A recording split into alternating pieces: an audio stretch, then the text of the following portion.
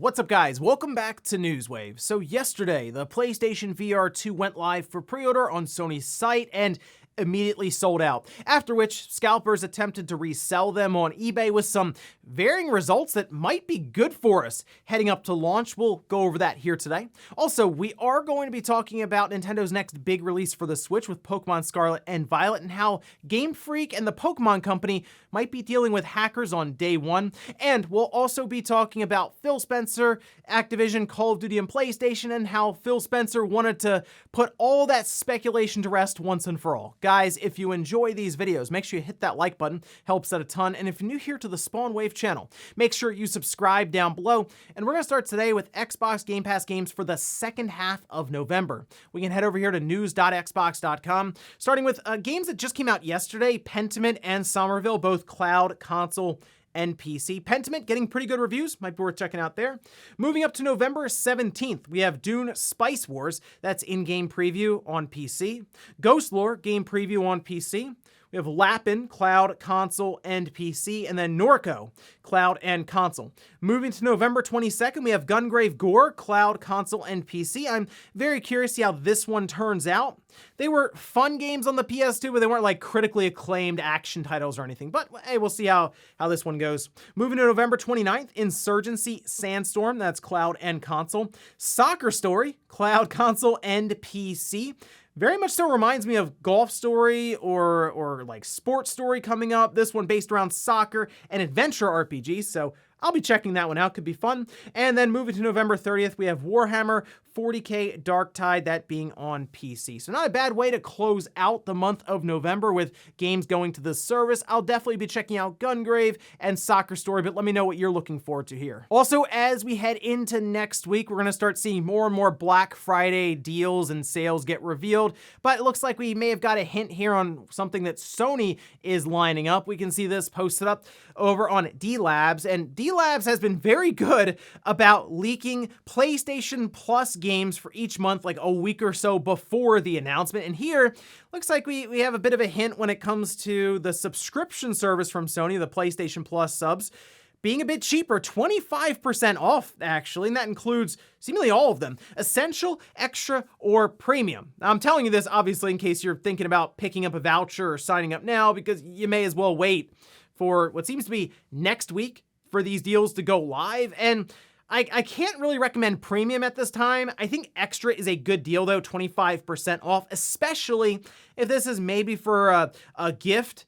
There's a lot of games you can get right away on that subscription service. If you're someone maybe who just got a PS5, good way to kind of pair them up, especially on like Christmas Day where stores might not be open. You can go on there and fight for bandwidth with everyone else who's getting a PS5 that day. But just want to bring this to your attention so you can kind of hold out for what I assume to be a discount that will be going live probably within the next week. Oh, and while we did have a look at Nintendo's Black Friday sales that will be in store with the Mario Kart 8 Deluxe Bundle, because why not? We can expect some eShop sales, and it does look like Nintendo UK is preparing that announcement. We can see this posted up over on Twitter.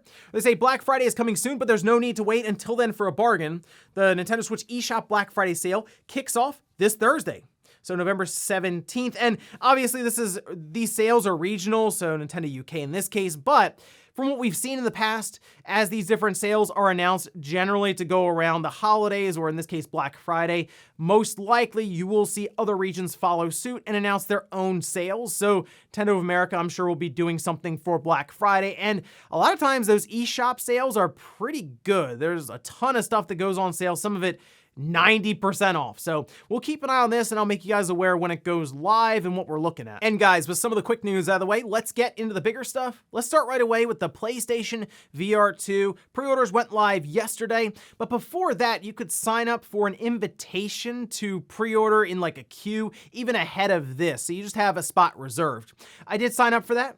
Did not get a reservation at all. So unfortunately, this wave just wasn't something that was lined up for me anyway, but hopefully some of you were able to get it if you were looking to get a PSVR 2, but we can see this over on their website where it is currently out of stock. It went out of stock very quickly, by the way. Like, you were still given a shot at picking one of these up just outright without an invitation, but the button was there and then it was gone in a minute, maybe, if that. And otherwise, the website just kept loading, and it was a whole thing. A lot of people obviously ran into this pre-order page pretty quick. Now, you will notice the release date is going to vary. It's between February 22nd to the 28th. I don't know if that's going to be people who got in their pre-orders just now will get it earlier, or if it's going to be spread out based on your location to the shipping department or anything there. But the good news is we also got to look at game prices, because remember, this was a big thing. How much will these games cost? Is Horizon Call of the Mountain a full $70? Not the case. It is $60, and that is the most expensive PSVR 2 game so far from what I've seen, because if we take a look at the other selection of games, they vary between $25 and $50. So not exactly a set price when it comes to these PlayStation VR 2 games. So it basically we're gonna have to wait to see what a price is on any of these games, since sometimes they tend to be longer experiences and other times they're pick up and play. You're gonna maybe use it for half an hour at a time and move on. And we also know that some of these VR games end up being kind of shorter in length. So we'll see how that continues to evolve throughout the PSVR 2's life. But obviously, when this sold out, you expect them to pop up on eBay, and they started to, but something interesting happened. They're not exactly getting a large amount of money over what was charged by Sony. I saw some go up for $750. So I think the most expensive one I saw was for $950. And generally, if you are going through all of this effort to pre-order early and try to get it on eBay and sell it, you want at least to double up on your investment, which means you'd want to go for anywhere from $1,100 to $1,200 for these different PSVR 2 bundles, but they're not getting that. The reason you would want to get that high is because you also deal with eBay, PayPal, they all have fees. Then there's also shipping, and then there's taxes, and you start to kind of take off every little bit of that, and you start to get closer and closer to that initial investment of $550 or $600. Now, the reason this is good, obviously, is because as we get closer to launch, there's a good chance that Sony will be able to meet demand for the PSVR 2, considering people aren't necessarily rushing out and trying to buy them secondhand for 3 times the amount. And the thing with the VR community in general, like, VR isn't this massive mainstream thing, right? Like, they're already working off a small pool of interested consumers here, and then you have the price that's $550 to $600, and you kind of dwindle that pool down even more. So I do believe that as we get closer to launch, Sony will continue to do more and more waves of pre-orders, and I'm hoping that they're mostly able to meet demand, and everyone who wants a PSVR 2 will be able to get one at retail. So I would hold out. Obviously, I would not go and buy one of these devices from a person online for eBay who's marking it up 50 to 60%. I would hold out and wait, because I actually think Sony's going to do a decent enough job stocking these on their website. But what I would do is sign up at their registration link that they have, so you can maybe just get an email and just hit the landing page immediately and get your pre-order in. So here's hoping everyone who wants one is able to get one, but I guess we'll find out more as we head into 2023. Next up, let's talk about Nintendo's next big Switch release, that being Pokemon Scarlet and Violet. You know, I realized something. I'm actually getting pretty excited for these games coming out on Friday, and I was trying to think about why exactly. I guess Arceus I was kind of excited for because it was very different, but it's sort of it's a mainline game, but it's kind of a spin-off at the same time. It's not like, oh, the dual releases are coming up. It's the big push from Game Freak with their A-Team and everything. This is definitely that release, but they're going in that direction of open world. So I'm kind of getting that feeling I had way back in the day when, like, Gold and Silver, and then we had like Ruby and Sapphire, and even like Diamond and Pearl back with the DS, right? So I'm pretty excited for these releases when they come out on Friday, but because the game got out there early and the files got uploaded online and data mining occurred, we have some good news and bad news with this. We'll start with the good news. That has to do with the online, which is integral for this game, right? 4-player, co-op online, all these different things. There'll be, raid battles and all the new stuff that's been happening with, like, Sword and Shield. But take a look at this. This is over on Twitter from Oatmeal Dome, who says that Scarlet and Violet are now the 5th and 6th games to use NPLN. That's Nintendo's new server system. Now, if you played, say, Monster Hunter Rise, and you're like, wow, this is a pretty good experience for what I've become accustomed to with Nintendo, which is shaky online play. That's because they were using the newer NPLN setup. So, I mean, that's good, obviously, right off the bat there. And it's also used in Legends Arceus, Splatoon 3, and Bayonetta 3. This being a pretty big improvement over Next, which was their older server system. So that would be the good news for the files that got out there and a discovery that was made. But because the files are out there, people are already emulating this game, of course, and digging through it and spoiling many aspects of the game online for people. It also has gotten to the point where a lot of cheat code and trainers are being developed, and you're getting all kinds of random and wild stuff happening when it comes to hacked Pokemon, 100% shiny Pokemon, like infinite items, stats, and the list goes on and on and on. There's actually been a lot of progress that's already been made for cheating in Pokemon Scarlet and Violet before the game even comes out. And it's not difficult to find. You'd be surprised as how some of the forums, how many pages deep they are on this, and how much development has occurred now. So, of course, that leads in the idea of, could this spill over into launch day for Scarlet and Violet? Because there are a lot of hacked Switch systems out there. Nintendo sold like 25 million systems that can be hacked up with a paperclip, and this wouldn't be the first time that we've seen a big Pokemon release be affected by this. I mean, you can see this posted up from 2020, where Pokemon Sword and Shield hacked raid hosts and participants are getting banned. And yeah, it just appeared that the Pokemon Company and Game Freak just started banning people pretty consistently, even if they weren't necessarily, say, the ones opening up these hacked raids, but were just participating in it. Didn't really seem to matter. They were banning you for months at a time, some of them indefinitely. And I will admit, seeing this already happening days before the game comes out, it makes some sense why the Pokemon Company was so hesitant to just open up cloud saves completely for these Pokemon games. It's frustrating, obviously, because we pay for the cloud saves, but it's like, wow, we can't have anything nice on the internet anymore with any of this stuff. But I wanted to bring awareness just in case you're out there and you see something really cool happening with a raid battle that could potentially be hacked. I would not participate in it because, yeah, you could have your Switch banned for so many months, essentially being put in timeout. I'm curious to see how Game Freak and the Pokemon Company and Nintendo respond to this leading up to release and then when the game actually comes out. Next up, let's talk about the UK sales charts. We had already kind of talked a bit about God of War Ragnarok, which was going to top the charts, but I was kind of curious about Sonic Frontiers. Remember, that came out the day before God of War, and let's take a look here at the charts. Starting at the top, God of War Ragnarok, number 1. It did not Call of Duty Modern Warfare 2 off of that top spot, and apparently it's like the biggest release of the year in the UK. Call of Duty Modern Warfare 2 was there at 2, FIFA 23 at 3, then Sonic Frontiers at number 4. Managed to beat out Mario Kart 8 Deluxe because, you know, why not? But Sonic Frontiers in particular is an interesting one because we've talked about the issues with the Switch version when it comes to performance and visuals and stuff. It still sold 34% on the Switch of the entire stock from that week. So that's the second most popular, just behind the PS5 at 40%. So I guess portable Sonic Frontiers, even though it has some issues on the Switch, was compelling enough with that form factor.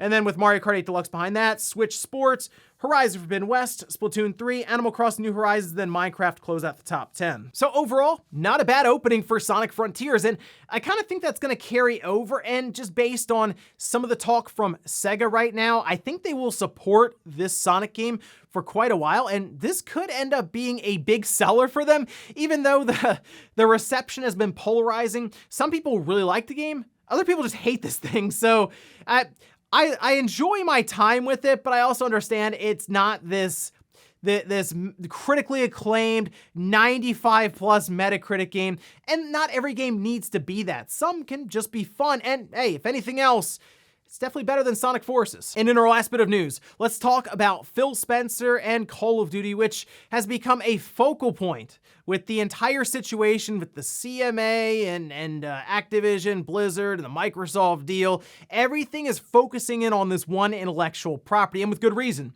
It sells really well, made it, $1 billion already since it came out at the end of October. Well, Phil Spencer wanted to be very clear and just put all of this to rest when it comes to speculation as to will Call of Duty stay on PlayStation.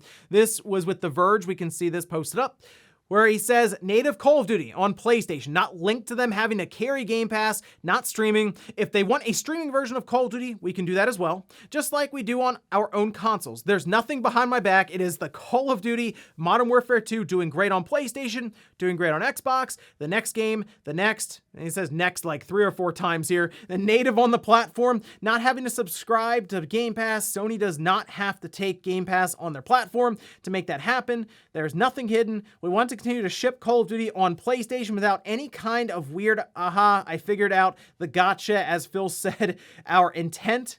I understand some people's concerns on this, and I'm just trying to be as clear as I can be. So first of all, it really sounds like Phil Spencer reads Twitter quite a bit just to kind of go on this spiel about Call of Duty, because sure, they're being pretty upfront, it appears, about this game. And he even said, hey, we can sign a longer agreement with PlayStation. I mean, you can't really ink something that says forever in the contract details, but have one that maybe goes into the, I don't know, PlayStation 6, or like could be like a decade from now or something.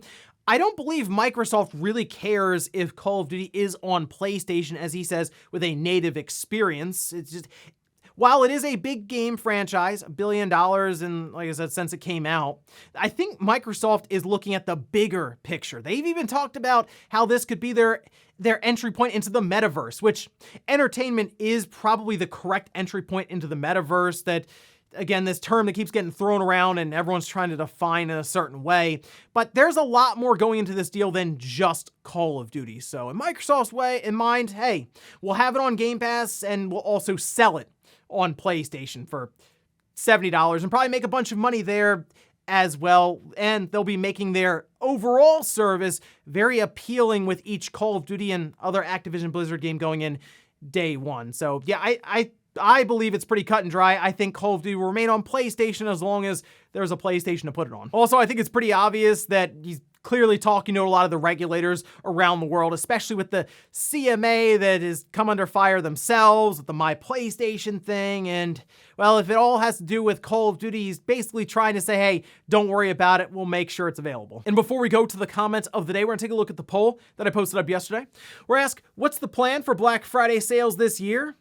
51% just gonna hang out at home and shop online, 9% going out to stores, and then 40% just avoiding it completely. You know, I was thinking about if I was gonna go anywhere for Black Friday to see what kind of sales are there, and I'm like, you know what? I've been looking around this entire time, weeks in advance, and I've been finding games on sale already online. So I'm gonna get the Black Friday, like the day after Thanksgiving. I'm already gonna have a lot of the stuff I was gonna look for having on sale anyway. But years and years ago, it'd be fun to go out to stores for that day and pick out some games with the little colored stickers on them at Walmart, but just don't really have a need anymore because the deals just go on for a month, it seems now. So let me know what your plan is. I'm curious if people are really still going out for the doorbusters and all of this. Maybe for a TV, I guess, but for video games, it's pretty easy just to find them online now. And we'll finish up with the comment of the day, as you're seeing here. This is from Meter saying, I feel like people are making the same mistake they did with Famitsu sales last week, pushing a narrative because of 1 week of sales. Well, for the MPD, that's for the entire month, and technically it's 2 months now where the Switch is in third place in some capacity. Like, for example, 2 months ago, it was revenue behind the Xbox. Now it's units and revenue. But I do understand what you're saying for the week-to-week analysis, especially in Japan, because it can fluctuate based on stock. I would more so look at the large picture of the entire year and say, okay, the Switch is down 17% from the previous year in Japan. That's probably not going to change much throughout the rest of this year, and it'll just be down from the previous year, which to me indicates an overall decline for the Switch, saying that, okay, we've peaked, which, yeah, we're going into year 7, so obviously we've peaked and we're kind of declining now on the way down the other side of the bell curve. I do think, though, we are going to get into next year and we're going to start to hear rumblings of something from Nintendo coming in terms of hardware, and this time it will most likely materialize into some new system, not like the previous 4 years where just nothing really happened in terms of new hardware that was meaningful. Got the OLED, got the Switch Lite, but now we're thinking about, okay, what's next for the platform when it comes to stronger hardware. And ladies and gentlemen, that's gonna do it here for Newswave. If you enjoyed this video, guys, hit that like button. If not, hit the dislike. Leave comments down below about everything we talked about here. Today was the PSVR 2. Did you get your pre-order in? Let me know. And then also, what about this whole thing with Pokemon Scarlet and Violet seemingly having a bunch of cheats and hacks already done online? Let me know if you've run into a hacked raid or something in previous Pokemon games before. Thanks guys for watching, and I'll see you next time.